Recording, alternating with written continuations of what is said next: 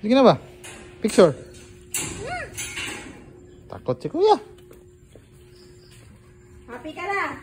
Kita ka ng tiger. Lion. Morning po. Yung sunod, tiger. Tapos na yung tiger? Po na yan. Pangalan po niyan si Mima. Si Mima po isa po siyang liger. Liger. Yes ma'am. Ay, pwede pala i-breed Yes ma'am, sila. pwede po yan. Para pa naman yung pinaka... Kaya pala yung may ano siya sa mukha. Oh. Liger. Si Liger. Ano? Lalo na pagka wala akong pakain. Wala feeding. Tiger. Okay mga po, tiger. Pangalan po niya si Carla. Si Carla po isang Bengal tiger. Carla. Carla? Ano po pagkain lang kuya? More on mix sir. Wait. Wala, sa kami po kasi wala pa kami nakaprepare na chicken doon sa pinaka-prepare.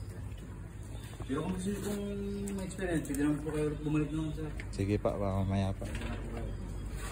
Mag-experience sa mga bata niya po yung positive na mga kaya.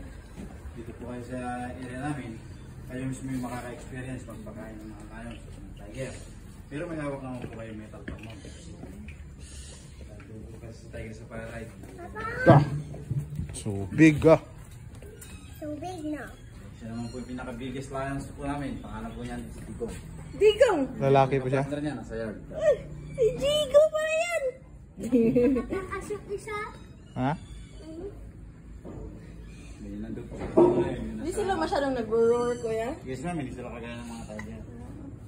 Ang mga lions po kasi pag nag-grow, kailangan mag-communication po nila. Papa, mayroon pa Ang dyan. mga lions po, sa lahat po ng cats, sila naman ang tinatawag na pride. Grupo. Papa, oh. Yun yung way nila. Traits, mag-communicate sila. Yun ang kasalanan.